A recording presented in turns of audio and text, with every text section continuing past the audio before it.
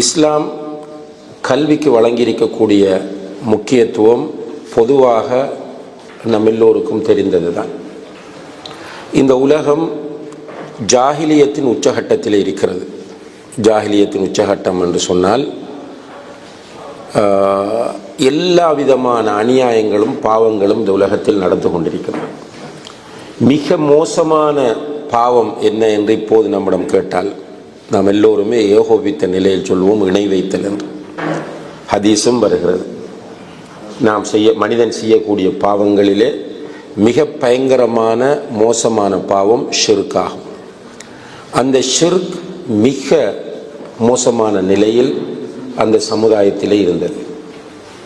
ஒவ்வொரு கோத்திரத்திற்கும் ஒரு சிலை வைத்திருந்தார்கள். ஒவ்வொரு தெருவுக்கும் சிலை இருந்தது. காபத்துல்லாவிலே 300க்கும் மேற்பட்ட சிலைகள் இருந்தன. இப்படியாக இணை வைத்தலில் அந்த சமூகம் மிக மோசமான நிலையில் இருக்கிறது. அதற்கு அடுத்த ஒரு பாவம் என்றால் கொலை செய்வதை சொல்லலாம். கொலையும் அந்த சமுதாயத்தில் சாதாரணமான ஒன்றாகவே இருந்து வந்தது. சின்ன சின்ன விஷயங்களுக்கெல்லாம் கொலை செய்வது, ஆயுதமேந்தி போராடுவது, சண்டை செய்வது என்கிற மனநிலையோடு தான் அந்த மக்கள் வாழ்ந்து கொண்டிருந்தார்கள். அதுபோல வட்டி, சூதாட்டம் இவைகளும் அந்த சமுதாயத்தில் மிகப்பெரிய அளவில் இடம் பிடித்திருந்தன. ஒழுக்கச் சீர்கேட்டை எடுத்துக்கொண்டால் மதுபானம் அருந்துவது ஒரு சமூக அங்கீகாரம் பெற்ற நடவடிக்கையாக இருந்தது.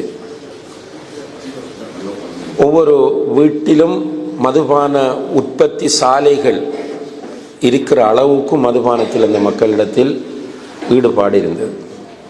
அடுத்ததாக விபச்சாரத்தை எடுத்துக்கொண்டால் நாம் சொல்ல வேண்டிய அவசியமே இல்லை. விபச்சாரம் மிக மிக பாரதூரமான நிலையில் இருந்தது. இப்போ நீங்கள் ரஹீக் என்று சொல்லக்கூடிய ரஹீக்குல் மக்தூம் என்கிற புத்தகத்தின் ஆரம்ப பகுதியை எடுத்து படித்து பார்த்தால் தெரியும். அந்த காலத்தில் இருந்த விபச்சார முறைகள், திருமண முறைகள் என்று பலவற்றை அவர் அங்கே குறிப்பிடுவார். ஒரு வீட்டில் ஒரு விபச்சாரி பெண் இருப்பாள். அவளுடைய வீட்டுக்கு ஒரே நேரத்தில் சில நேரம் 10 பேர் போய் வருவார்கள். அப்படியெல்லாம் விபச்சாரத்தில் மிக மோசமான நிலை இருந்தது. காபத்துல்லாவை சூழ உள்ள வீடுகளில் கூட விபச்சாரம் ஒரு தொழிலாக செய்யப்பட்டு வந்தது. இப்படி சொல்லிக்கொண்டே போகலாம்.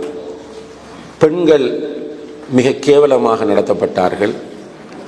பெண் குழந்தைகள் கிடைப்பது என்பது அபசகுனமாக, அவமானமாக அந்த சமுதாயத்திலே கருதப்பட்டது. பெண் குழந்தைகளை சில நேரங்களில் உயிரோடு புதைத்திருக்கிறார்கள். இப்படி ஒவ்வொரு பாவமாக நீங்கள் எடுத்து பார்த்தால் மிக மோசமான நிலையில் அந்த சமூகம் இருக்கிறது. இந்த சமுதாயத்திற்கு அன்புள்ள சகோதர சகோதரிகளே, முதலாவது அல்லாஹு தஆலா ஒரு தூதரை தேர்வு செய்து அந்த தூதருக்கு வஹி இறக்கப் போகிறார். இப்போ அல்லாஹு தஆலா முதலாவது என்ன வஹியை இறக்க வேண்டும் என்று நம்முடைய அறிவை வைத்து யோசித்தால் நாம் என்ன சொல்வோம் என்றால், அந்த சமுதாயத்தில் தௌஹீத் தெரியாமல் ஷிர்கின் உச்சகட்டத்தில் அந்த மக்கள் இருக்கிறார்கள். எனவே ஷிர்கை பற்றி, தௌஹீதை பற்றி தான் வஹி இறக்க வேண்டும் என்று சொல்லுவோம். அல்லது இந்த பஞ்சமா பாதகங்கள் என்று சொல்லக்கூடிய மிக பெரும் பாவங்கள் நடந்து கொண்டிருக்கின்றன, இந்த பாவங்களை பற்றி எச்சரிக்கை செய்து வஹி இறக்க வேண்டும் என்று சொல்லுவோம். இது ஒரு பயானுக்காக, ஒரு கிளாஸுக்காக என்பதை விட யதார்த்தமாக இதை புரிந்து கொள்ள நாம் முயற்சி செய்ய வேண்டும். அப்போ அல்லாஹு தஆலா எப்படி வஹி இறக்குகிறான்? முதலாவது அல்லாஹ் இறக்குகிற வஹி சூரத்துல் அலக்கினுடைய ஆரம்ப 5 வசனங்கள். இக்ரா பிஸ்மி ரப்பிக்கல்லதி ஹலக் ஹலக்கல் இன்சான மின் அலக் இக்ரா வரப்புக்கல் அக்ரம் அல்லதி அல்லம பில் கலம் அல்லமல் இன்சான மாலம் யாலம். இந்த 5 வசனங்களைத்தான் முதலில் அல்லாஹு தஆலா இறக்குகிறான். இந்த 5 வசனங்களை நீங்கள் பார்த்தால் இக்ரா என்பது ஒரு கட்டளை. இந்த குர்ஆனில் வந்திருக்கிற முதலாவது கட்டளை இக்ரா தான். தொழு, நோன்புவை, ஜக்காத்து கொடு, ஹஜ்ஜி செய், இந்த கட்டளைகள் எல்லாம் வருவதற்கு முதலாவது மனிதனுக்கு அல்லாஹு தஆலா இட்ட கட்டளை இக்ரா என்பது. கரஅ என்று சொன்னால் வாசித்தான், படித்தான், ஓதினான் என்கிற பல கருத்துக்கள் இருக்கிறது. இக்ரா என்றால் அல்லாஹ் சொல்கிறான் படி, ஓது, வாசி. தொடர்ச்சியாக வரக்கூடிய வசனங்கள் அவ்வளவுமே கல்வியைத்தான் சொல்லுகிறது. பிஸ்மி ரப்பிக்கல்லதி ஹலக் ஹலக்கல் இன்சான மின் அலக் இக்ரா வரப்புக்கல் அக்ரம். அடுத்ததும் படி. அல்லதி அல்லம பில் கலம், பேனாவை கொண்டு அவன் கற்றுக் கொடுத்தான். அல்லமல் இன்சான மாலம் யானம், மனிதன் அறியாததை மனிதனுக்கு கற்றுக் கொடுத்தான். இப்போ இஸ்லாம் கல்விக்கு தருகிற முக்கியத்துவத்தை முதலாவது அல்லாஹு தாலா இறக்கிய இந்த 5 வசனங்களையும், இந்த 5 வசனங்கள் இறக்கப்படும் போது இருந்த பின்புலத்தையும் அந்த பின்னணியை வைத்து நாம் பார்க்கிற போது கல்விக்கு எவ்வளவு முக்கியத்துவம் தந்திருக்கிறது என்பதை நாம் புரியலாம். இதுபோல பல வசனங்கள் குர்ஆனிலே கல்வியினுடைய முக்கியத்துவத்தை பேசுவதை நாம் பார்க்கலாம். சூரத்து ஜுமர் 9வது வசனத்தில் குல் ஹல் யஸ்தவில் லதீன யஅலமூன வல்லதீன லா யஅலமூன், அறிவுள்ளவர்கள், கல்வி இல்ம் உள்ளவர்களும் இல்ம் இல்லாதவர்களும் சமமாவார்களா என்று நபியை நீங்கள் கேளுங்கள். அப்ப இல்ம் உள்ளவர்களும் இல்ம் இல்லாதவர்களும் ஈக்குவலாக மாட்டார்கள் என்பதன் மூலம் இல்முள்ளவர்கள் உயர்ந்தவர்கள் என்பதை அல்லாஹு தஆலா இங்கே சொல்லி இல்மை வலியுறுத்துகிறார். அதே போல சூரத்துல் முஜாதிலா 11வது வசனத்திலே யர்ஃபஇல்லாஹு அல்லதீன ஆமனு மின்கும் வல்லதீன ஊத்துல் இல்ம தரஜாத், உங்களில் ஈமான் உள்ளவர்களையும் ஈமான் கொண்டவர்களையும் கல்வி உள்ளவர்களையும் அல்லாஹ் அந்தஸ்தில் உயர்த்துகிறான் என்று சொல்கிறார்.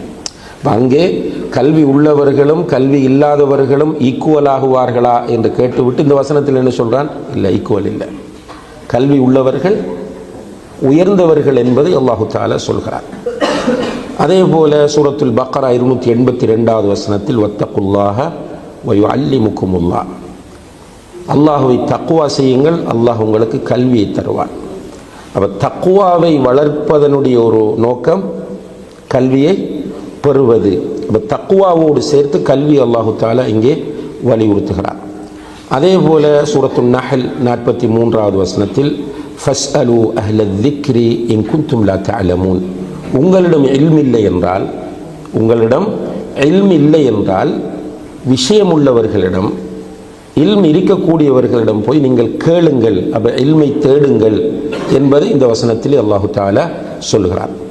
அதே போல நபிக்கு அல்லாஹ் சொன்ன ஒரு துஆ, கேட்க சொன்ன ஒரு வசனம் தான் சூரத்து தாஹாவினுடைய 114வது வசனம். இதிலே சொல்கிறான் வக்குர் ரப்பி ஜித்னி இல்மா.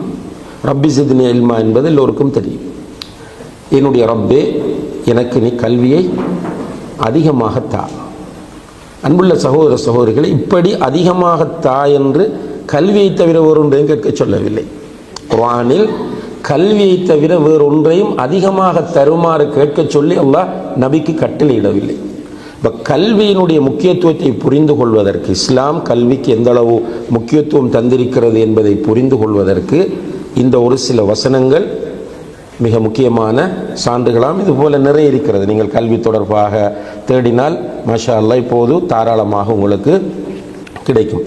அதே போல ஹதீஸ்களிலே நீங்கள் பார்த்தால் அனஸ் ரலியல்லாஹு அன்ஹு அவர்கள் அறிவிக்கக்கூடிய ஒரு ஹதீஸ், நபி ஸல்லல்லாஹு அலைஹி வஸல்லம் அவர்கள் சொல்கிறார்கள், தலபுல் இல்மி ஃபரீதத்துன் அலா குல்லி முஸ்லிம், ஒவ்வொரு முஸ்லிமும் கல்வியை தேடுவது ஃபர்தாகும். ஒவ்வொரு முஸ்லிமும் கல்வியை தேடுவது ஃபர்தாகும். இதில் இந்த கல்விகள் தொடர்பாக இன்ஷா அல்லாஹ் பின்னால் நம்ம டிஸ்கஸ் பண்ணலாம். பொதுவாக இங்கே கல்வியை தேடுவதை ஒரு ஃபர்தாக, மார்க்க கடமையாக நபி ஸல்லல்லாஹு அலைஹி வஸல்லம் அவர்கள் ஆக்கியிருக்கிறார்கள். இந்த ஹதீஸ் இப்னு மாஜாவிலே பதிவு செய்யப்பட்டிருக்கிறது. அதே போல அபூ சயீத் அல்-குத்ரி ரலியல்லாஹு அன்ஹு அவர்கள் அறிவிக்கிற ஒரு ஹதீஸ் இப்னு மாஜாவிலே பதிவு செய்யப்பட்டிருக்கிறது. அல்லாஹ்வுடைய தூதர் ஸல்லல்லாஹு அலைஹி வஸல்லம் அவர்கள் சொன்னார்கள், சயதீக்கும் அக்வாமுன் யத்லுபூனல் இல்ம், உங்களிடம் சில மக்கள் கல்வியை தேடி வருவார்கள். ரசூலுல்லாஹி அலைஹி வஸல்லம் அவர்கள் சொல்கிறார்கள், சில மக்கள் உங்களிடம் கல்வியை தேடி வருவார்கள். ஃபஇதா ரஅய்துமூஹும், அவர்களை நீங்கள் கண்டால் ஃபகூலு லஹும் மர்ஹபன் மர்ஹபன் பிவஸிய்யத்தி ரசூலில்லாஹி ஸல்லல்லாஹு அலைஹி வஸல்லம், அதாவது ரசூல் ஸல்லல்லாஹு அலைஹி வஸல்லம் அவர்களுடைய வசியத்தோடு வரக்கூடிய உங்களுக்கு வாழ்த்துக்கள், வெல்கம் வெல்கம் என்று நீங்கள் அவர்களை வரவேற்று அவர்களை வாழ்த்துங்கள் என்று நபி ஸல்லல்லாஹு அலைஹி வஸல்லம் அவர்கள் சொல்லிவிட்டு சொன்னார்கள், வக்னூஹும், அவர்களுக்கு நீங்கள் கல்வியை கற்றுக் கொடுங்கள் என்று சொன்னார்கள். இப்போ கல்வியை தேடி வருவார்கள். கல்வியை தேடி வருவது என்பது ஒரு சிறப்பான விஷயம். அப்படி கல்வியை தேடி வந்தால் அவர்களுக்கு நீங்கள் கல்வியை கற்றுக் கொடுங்கள் என்று நபிகள் நாயகம் ஸல்லல்லாஹு அலைஹி வஸல்லம் அவர்கள் சஹாபாக்களுக்கு சொல்கிறார்கள்.